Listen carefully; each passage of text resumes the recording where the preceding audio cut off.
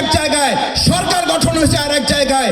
এর পরিণতি অতি সত্বর জনগণ আরেকবার মানুষকে জবাব দেওয়ার জন্য প্রস্তুত থাকবে। আমরা ধিক্কার জানাই, অন্ধকারে থাকার জন্যই দেশ 2024-এর 5ই আগস্ট আরেকবার স্বাধীন হয় নাই। যদি না পারেন দায়িত্ব ছেড়ে দেন, আমরা আলোকিত বাংলাদেশ করার জন্য সিদ্ধান্ত নিতে চাই। আপনারা লুটতরাজ করবেন, বেগম পাড়ায় আপনারা কানাডায় ঘর বাড়ি করে তুলবেন, সুযোগ সুবিধা ভোগ করবেন, আন্দোলন সংগ্রামে আপনাদের নামে একটা মামলা হবে না, আপনারা জেলখানায় যাবেন না, কোনো একটা রাষ্ট্রের প্রেসক্রিপশনে আপনারা মন্ত্রী হবেন, বাংলাদেশের মানুষকে অন্ধকারে রাখবেন। সেই বাংলাদেশ আর কল্পনা করার সুযোগ আপনাদের হাতে নাই। রমজান হচ্ছে এমন একটি মাস, 12 মাসের মধ্যে একটি মাস। এই মাসের গুরুত্ব হচ্ছে উনজিলা ফিহিল কোরআন। এই মাসে কোরআন নাজিল করা হয়েছে। যদি এমন হতো যে শাহরু শাওয়াল উনজিলা ফিহিল কোরআন, তাহলে মর্যাদা কি রমজানের হতো না শাওয়ালের হতো? শাওয়ালের হতো। রমজান মাসের মর্যাদা মাসের জন্য না, মাসের মর্যাদা কোরআনের জন্য। উনজিলা ফিহিল কোরআন, তার টার্গেটটা কি? হুদাল্লিন নাস, মানুষকে সঠিক পথ দেখাবে, সরল পথ দেখাবে। বাইয়িনাতিন মিনাল হুদা ওয়াল ফুরকান, কোনটা সত্য, কোনটা মিথ্যা, কোনটা ন্যায়, কোনটা অন্যায়, কোনটা ভালো, কোনটা মন্দ, এটা নিরূপণ করে দেবে।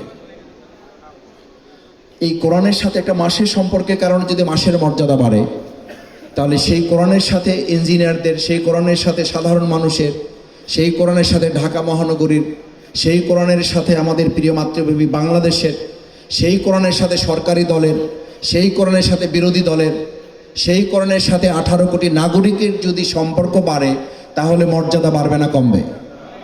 বাড়বে।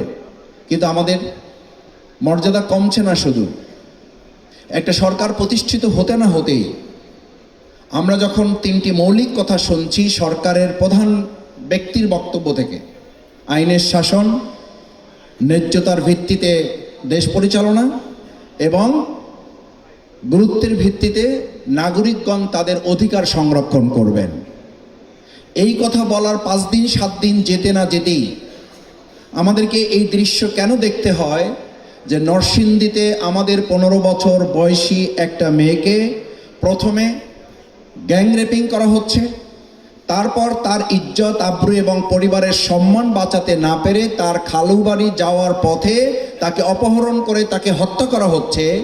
এবং সেটা নিয়ে কোনো আলোচনা হবে না, আলোচনা হবে আমরা কি হেঁটে যাচ্ছি অথবা কে গাড়িতে যাচ্ছি। এটা অত্যন্ত দুর্ভাগ্যজনক। এটা বক্তব্যের সাথে শুধু সাংঘর্ষিক নয়, এটা 18 কোটি মানুষের সাথে প্রতারণা করার শামিল। এটা জুলাই যোদ্ধাদের প্রতি প্রতারণা, বিশ্বাসঘাতকতার শামিল। মনে রাখতে হবে এই জাতি স্লোগান তুলেছিল উই ওয়ান্ট জাস্টিস। যদি সেই ন্যায়পরায়ণতাকে বিরোধী দল কিংবা সরকার কেউ ভুলে যায়, তাহলে ওই জুলাই যোদ্ধা যারা একটা গুলি করলে একটা সরে, বাকিগুলো সরে না, তারা বেঁচে আছে, আবার 5ই আগস্টের জন্য রাস্তায় তারা নেমে আসবে।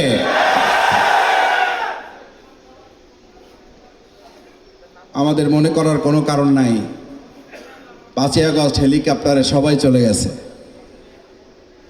5ই আগস্ট হেলিকপ্টারে যারা গেছে, যারা তাদেরকে যেতে বাধ্য করেছে, তারা এখনো এই বাংলাদেশে বেঁচে আছে। তারা কে হেঁটে গেছে অফিসে আর কে গাড়িতে গেছে এইটা দেখার জন্য নতুন বাংলাদেশ গড়ে তোলে নাই। তারা গড়ে তুলেছে আমাদের এই আমেনার সন্ত্রাসী নুরাকে 24 ঘন্টার মধ্যে গ্রেফতার না করতে পারলে প্রয়োজনে বিরোধী দলকে পরামর্শ দেব, রাস্তায় নেমে আমার এই আমেনা বেগমের হত্যাকারীদের গ্রেফতারে সরকারকে বাধ্য করতে হবে। বর্তমান বিরোধী দলকে গৃহপালিত বিরোধী দল মনে করে প্রথম যদি একটু হানিমুন ভাব মনে হয়, তাহলে এটাও সরকারকে মনে রাখতে হবে বর্তমান বিরোধী দল 68 জন সংসদের সদস্যের সম্মিলিত এবং তার সাথে আরও 6 জন, এই যে সম্মিলিত বিরোধী দল, এই বিরোধী দলকে গৃহপালিত কিংবা আপনাদের পরিচালিত বিরোধী দল মনে করার কোনো কারণ নাই। বরং এই বিরোধী দল হচ্ছে সেই বিরোধী দল যাদেরকে বরং মানুষ মনে করে ভোট দিয়েছিল এই বিরোধী দলকে ভোট হাইজ্যাক করে নিয়ে যায় একটা সরকার গঠন করার ক্ষেত্রে ইঞ্জিনিয়ারিং করে এই ইঞ্জিনিয়ার ভাইদের ইঞ্জিনিয়ার পদবীর উপরে কলঙ্ক লেপন করা হয়েছে। ইঞ্জিনিয়ার শব্দটা ছিল সম্মানের, মর্যাদার। আমি এই কথাটা গাড়িতে আসতে আসতে ভাবছি যে আপনাদের সামনে এই শব্দটা উচ্চারণ করব কিনা। ইঞ্জিনিয়ার শব্দটা উচ্চারণ করলেই এখন আমাদের মধ্যে এক ধরনের নেতিবাচক প্রভাব তৈরি হয়, একটা ঘৃণার ভাব তৈরি হয়।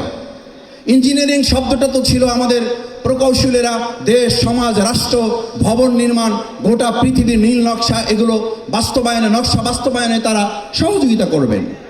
কিন্তু আমরা 2026 সালের 12ই ফেব্রুয়ারি দুপুরের পর, বিকালের পর, এমনকি সন্ধ্যা পর্যন্ত মানুষ ভোট যাদেরকে দিয়েছে 4:30 পর্যন্ত, সেই 4:30টার ভোট আমরা দেখলাম যে একটা শব্দ ব্যবহার করা হয়েছে। কি শব্দ? সেই শব্দের নাম হচ্ছে ইঞ্জিনিয়ারিং। অথচ সেই ইঞ্জিনিয়ার এখানে বসে আছেন। আমি আপনাদেরকে পরিষ্কার বলতে চাই, আপনাদের এই পদ পদবীর উপরে যারা কলঙ্ক লেপন করেছেন, আপনারা 18 কোটি মানুষকে সাথে নিয়ে এর বিরুদ্ধে তীব্র প্রতিবাদ করে তুলে ভোট দিয়েছে এক জায়গায়, সরকার গঠন হয়েছে আর এক জায়গায়। এর পরিণতি অতি সত্বর জনগণ আর একবার মানুষকে জবাব দেওয়ার জন্য প্রস্তুত থাকবে।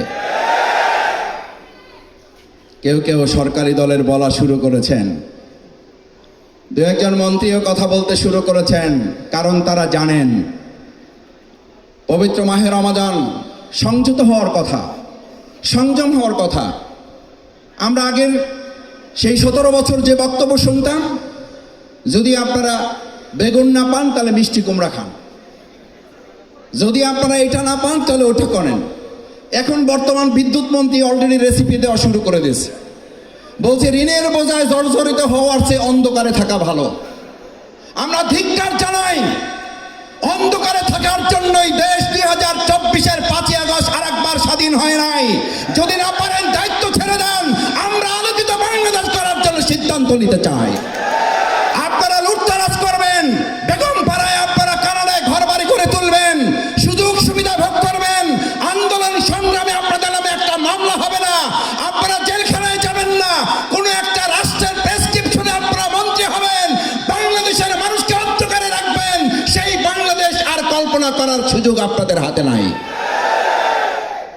আমার ভাইয়েরা, নেতৃবৃন্দ বক্তব্য রাখবেন, শেষ করতে চাই।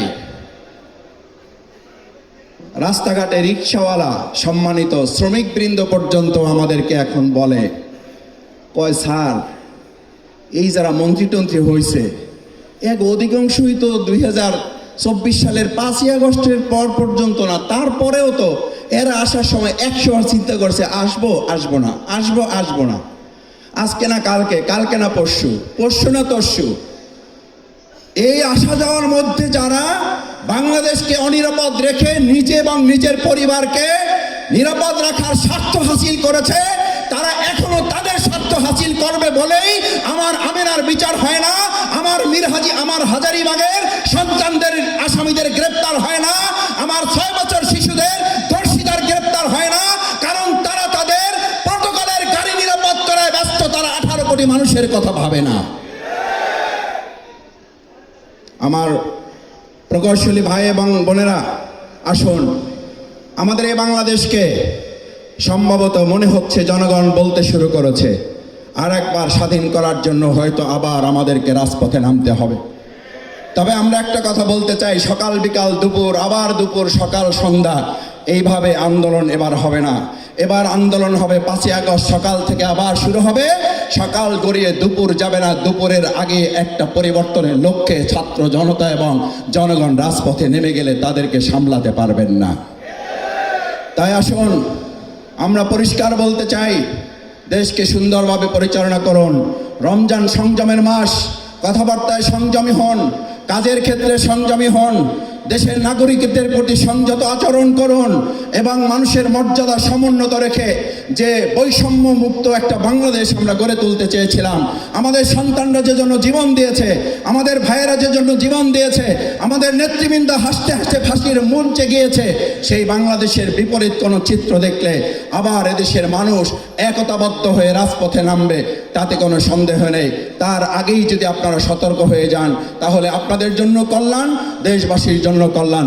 সেই কল্যাণের প্রত্যাশা করে সবাইকে ধন্যবাদ জানিয়ে আমার কথা শেষ করছি। আসসালামু আলাইকুম ওয়া রাহমাতুল্লাহ।